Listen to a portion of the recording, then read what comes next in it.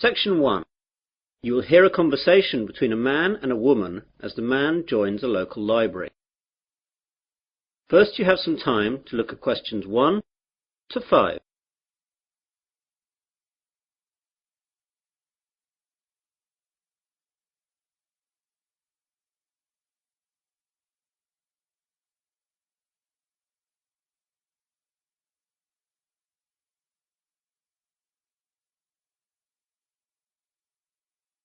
You will see that there is an example. This time only, the conversation relating to this will be played first. Hello, I'm new in the area and I'd like to join the library, please. That's no problem. Let me get an application form. Here we are. Now, all we have to do is fill this in and then I'll get you to sign it and you'll be a member. Great. Now then, what's your full name? Peter Adrian Camden. How do you spell Camden? C-A-M-D-E-N. C-A-M-D-E-N? Yes, that's right. So, Camden is the correct answer. Now we begin. You should answer the questions as you listen, as the recording is not played twice. Listen carefully to the conversation and answer questions 1 to 5. Hello, I'm new in the area and I'd like to join the library, please. That's no problem. Let me get an application form. Here we are. Now, all we have to do is fill this in and then I'll get you to sign it and you'll be a member. Great. Now then, what's your full name? Peter Adrian Camden. How do you spell Camden? C-A-M-D-E-N. C-A-M-D-E-N? Yes, that's right. Right. And what's your address? Flat 5, 53 Green Street, Finsbury. OK, got that. That's near here, isn't it? Yes, just 5 minutes walk. What's the postcode? 7424. 7434. Got that now. Now, can you tell me your date of birth? 8th of July 1976. And what's your telephone number? Well, I don't have a home number, but I've got a mobile. That'll do fine. It's 06634 982 746. Did you get that? Some of it. Can you say it again? The code's 06634 and the number's then 982 746. Right. That's almost it. Now I need some kind of identification to prove where you live. Do you have a driving licence or a passport or anything like that? I'm afraid that everything I have has got my old address on it. Do you need it now? No, not now, but you won't be able to take anything out until we see that. Wait a minute. I've got a letter addressed to me here that arrived this morning. Will that do? Oh yes, that's a good idea. That will be fine. Let's look. OK, well that's finished. Before the conversation continues, you have some time to look at questions 6 to 10.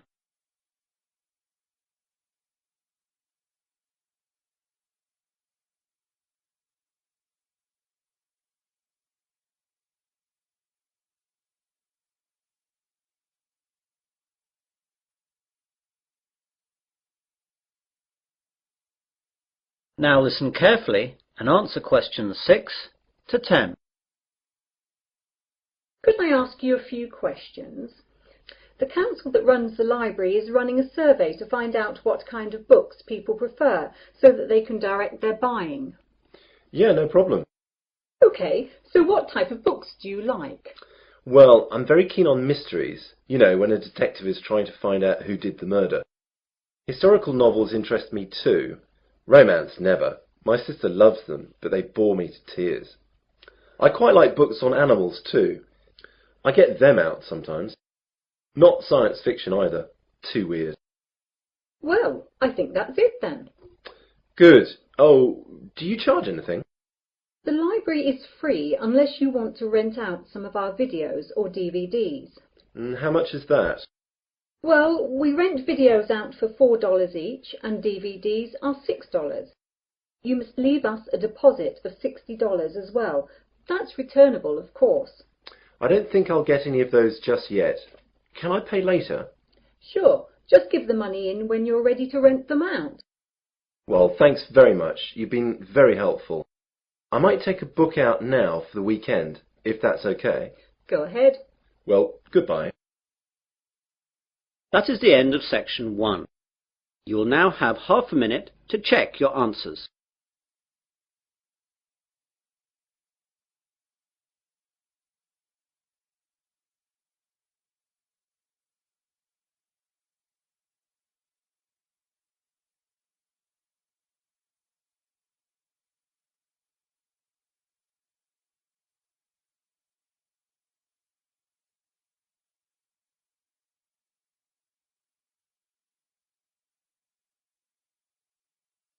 Now turn to section 2. Section 2. You will hear a radio presenter interviewing a doctor. First you have some time to look at questions 11 to 14.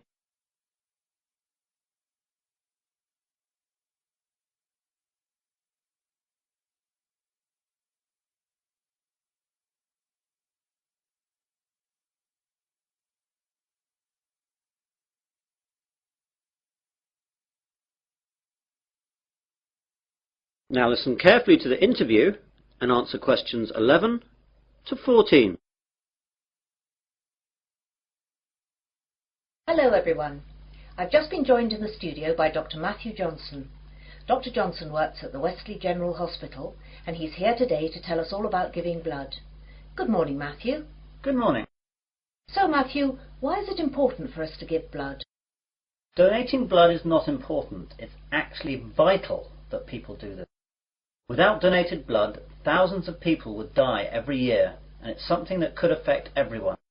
We all expect blood to be there for us, but barely a fraction of those who can give do. Yet, sooner or later, virtually all of us will face a time of great vulnerability in which we will need blood, and that time is all too often unexpected. The need for blood is great. On any given day, an average of 38,000 units of red blood cells are needed.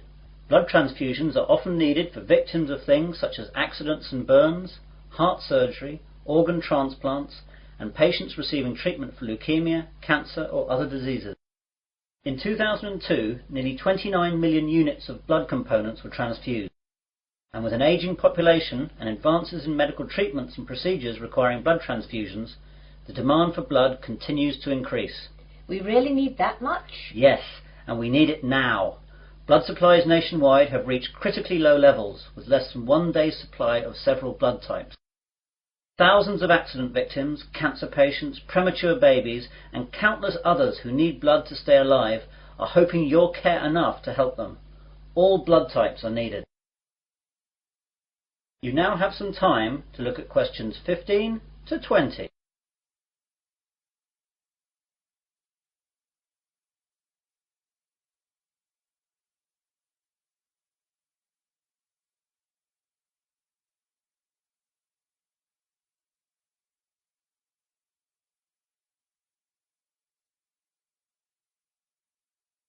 Now listen to the rest of the conversation and answer questions 15 to 20. What are the different types? It's a bit more complicated than that. First we collect the whole blood from donors, and then it's sorted into the different types, which are basically O, A, B or AB, though there are also divisions here. Then the blood is split into its constituent parts. We divide it into 4 basic parts. First there are the red blood cells, then the white blood cells, then things called platelets, and finally plasma. This is shipped off to hospitals where they use the blood parts that the patients need. What are the different parts used for? Well, as I said before, the whole blood is your blood in its natural state, and something we rarely use. It's much more useful to us to have it separated into its component parts. Red blood cells are what everyone associates with blood, i.e. it's red. It's widely used to replace lost blood during surgery or when people hemorrhage. Its main function is to carry oxygen to cells. White blood cells are the most important part of the body's immune system, and they're used for patients whose normal defense systems aren't working properly. Platelets are crucial for making your blood clot, and we need to give them to patients who suffer from illnesses that deplete their natural levels of platelets, or they will bleed to death. Finally, plasma is what carries the other parts of blood around, and needs to be administered with any of the other components. Take away the red blood cells, and this is actually yellow. So that's what blood is all about. Now, you're here in Westley today to collect blood. Can you tell us where and when we can donate? Of course. We're set up here today, that's Wednesday, and for the next 2 days at Westley General Hospital at the outpatients department. Come along between 9 a.m. and 4:30 p.m. and we'll be able to deal with you within 1 hour. And let me tell you a few things that will calm your fears about giving blood. Aside from a brief needle prick, it doesn't hurt to give blood. Your body will replace the blood you donate within days of your donation. And finally, you can't catch AIDS, hepatitis, or any other disease by giving blood. And of course, you get a cup of tea and a biscuit afterwards. And can anyone give blood? Almost everyone.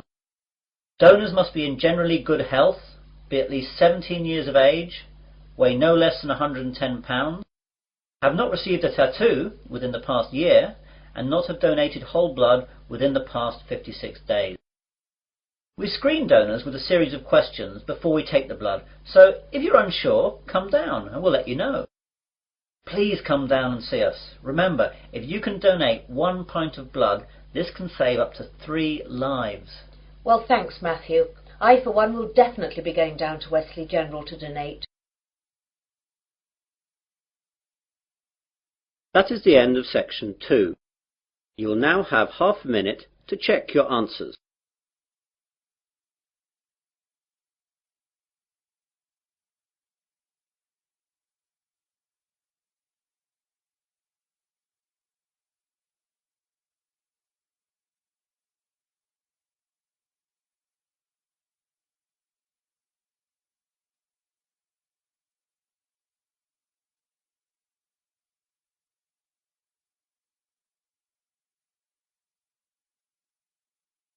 Now turn to section 3.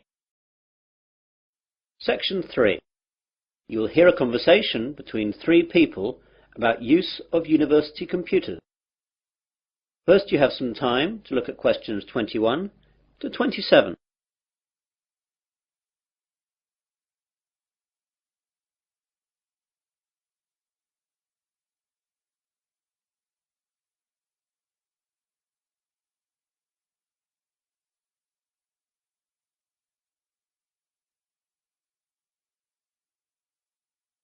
Now listen carefully and answer questions 21 to 27. Hello there. Do you work in the computer room? Yes, I do. Can I help you? Well, I'm a first year and I know that I'll need to use the computer room for my work, as I don't have a computer of my own. So I thought I'd get down here and see what I have to do in order to get time on one of the university's computers. Okay, there are 4 computer labs open to undergraduates. The others can only be used by the staff and postgraduates. The names of the 4 labs you can use are Wimborne, Franklin, Salisbury and Court. Wimborne and Court are in this building, the Johnson building.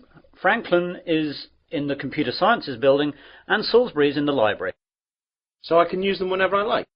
Well, you can use them, but not whenever you like. As you can imagine, they're in quite a lot of demand, so you have to reserve your time on a computer. In each of the labs there is a reservation book, and you can reserve your time on a computer in that for 2 hours daily. If a computer is free, though, you can go on it straight away. It's quite straightforward, but be sure to always write your name in the reservation book in pen, or someone can rub it out and put their name in instead. Oh my God, does that really happen? I'm afraid so, and far more often than you would think. When people are stressed about their assignments, they'll do anything to get some time on the computers. Better not try it yourself, though, or you'll be banned from the computers for the rest of the academic year, and your password and username will be taken away. That reminds me, I've got to get a username and password. How do I go about that then? Well, what I'll do is to pass you over to my colleague Jane, as she's in charge of all that. Jane? Yes, Dave? I've got a new student here wanting to find out about usernames and passwords. Can you help him out with that? Yeah, sure. Hi there. Hi. Well, it's a straightforward process. First of all, tell me your name and I'll type it into the system. James Smith. Right, let me do that. You see, all students are automatically given a username and then they just choose a password themselves. OK, so your username is JamesSmith2. That's all small case. That means there must be more than one of you at the university at the moment. Well, what do you want your password to be? I think I'll choose biology, as that's the subject that I'm studying, though my girlfriend Mary will be upset that it's not her name I'm using. Well, that's all done. You can now use any of the 4 undergraduate computer labs. By the way, can I print out stuff at the labs? Yes, you can, but sometimes it's not quick. When you print, it goes into a queue and it'll be left in a tray in Franklin, as that's where all the main printers are. The good bit is that, although last year it cost 3p per page, now it doesn't cost you anything. You now have some time to look at questions 28 to 30.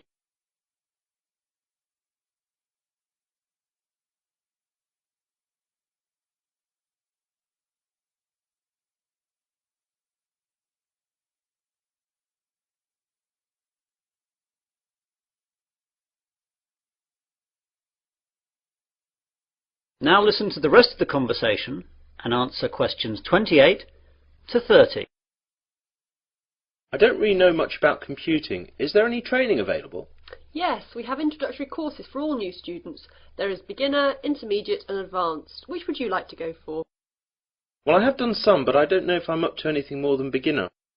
I'd better stick with that. Intermediate could be too tough. Well, your course is in Franklin then. We're in Court now. You know where that is. That's in this building too, isn't it? No, that's Wimborne you're thinking about. Franklin's over in the Computer Sciences building. Anything else? I don't know what time the course starts. Let's have a look then. Advanced starts at 4:30 in the afternoon on Mondays, but yours is the day after at 5 in the afternoon. Are there any other times, as I've got a part-time job then? Yes, you could try Thursday at 2 p.m. How's that? Even worse, as I've a tutorial then. Anything else? No, that's it. I'll have to rearrange work then. I can't miss the tutorial. That is the end of section 3. You will now have half a minute to check your answers.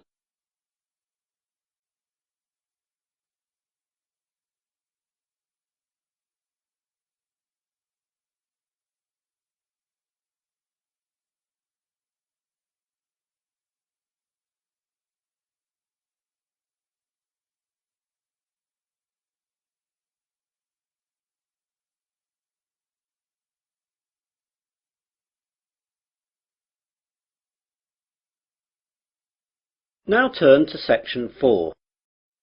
Section 4. You will hear part of a university seminar given by a student. First you have some time to look at questions 31 to 40.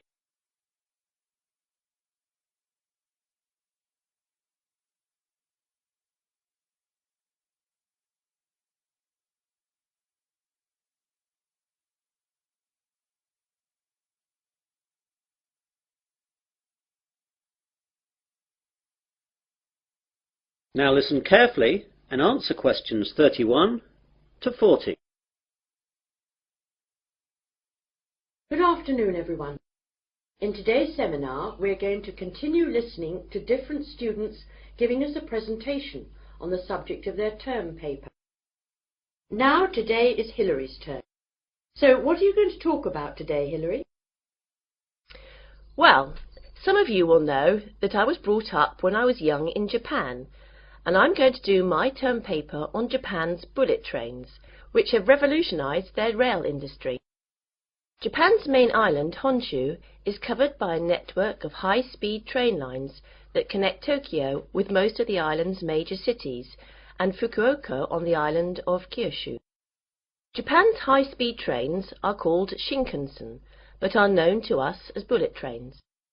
The Japanese bullet train system is credited with being the world's first purpose-built high-speed railway, and the model and inspiration for all other similar type systems running today, such as the French TGV. The reputation it has earned for safety, speed, and punctuality is unsurpassed. I'd like to give you some figures about that.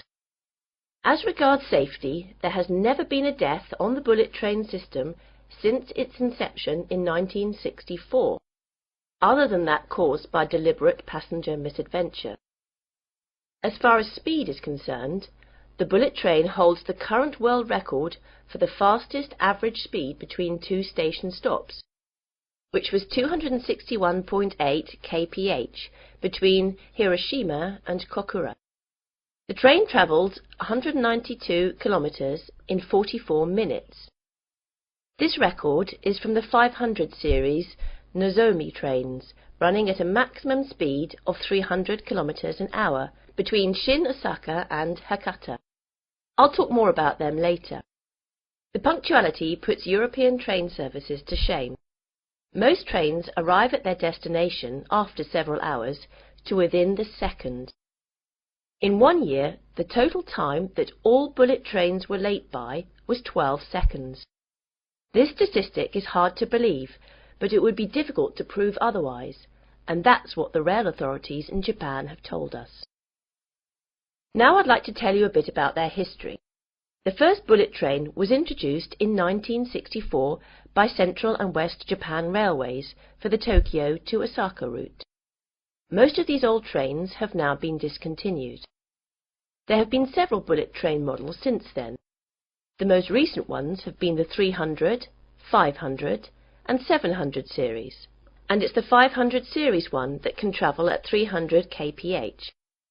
The bullet trains operating in Japan today are of the three following categories: Nozomi, Hikari and Kodama. The Nozomi trains stop only at the most important stations and reach Osaka from Tokyo in only about 2.5 hours, and it's the most modern of bullet trains that serve as Nozomi. Hikari trains stop a little bit more frequently than Nozomi trains and need roughly 3 hours to reach Osaka from Tokyo. Kodama trains stop at all stations, and they are the local trains among bullet trains. Older models of bullet trains serve as Kodama. I'd like now to talk a little bit about the technology involved in bullet trains. The Shinkansen bullet trains consist of electrically powered cars. That means basically all individual cars are equipped with electric motor driving systems. This is in contrast to locomotive trains, in which the locomotive pulls the passenger coaches. The realization of the high-speed Shinkansen with the electric train system had a great significance. The French Train à Grande Vitesse, or TGV, runs on a centralized power system, in which the heavyweight, high-output locomotives at both ends pull the passenger coaches. It's a system suitable to European railways, which run basically on straight tracks in wide plains with solid foundations. However, it is unsuitable in Japan, where the ground is flimsy and the tracks full of curves and undulations, and intercity distances are short, making it necessary for the trains to accelerate and decelerate frequently. One of the advantages of the electric car system is that the motor functions as a brake to reduce the speed of the train. When the power feed to the electric car motors is stopped, the wheels continue revolving, keeping the motors rotating, resulting in electricity generation by magnetic induction. As the force acts in the direction opposite to the axle's motion, it functions as a brake to the train. All the motors equipped on each coach can be utilized effectively to reduce the speed, making the electric train system advantageous on Japanese railways, which involve frequent deceleration and acceleration. In addition, by virtue of the remarkable progress achieved recently in semiconductor technologies, the electric train system has undergone tremendous improvements in power, operability and safety administration, so the system is becoming increasingly advantageous. That is the end of section 4. You'll now have half a minute to check your answers.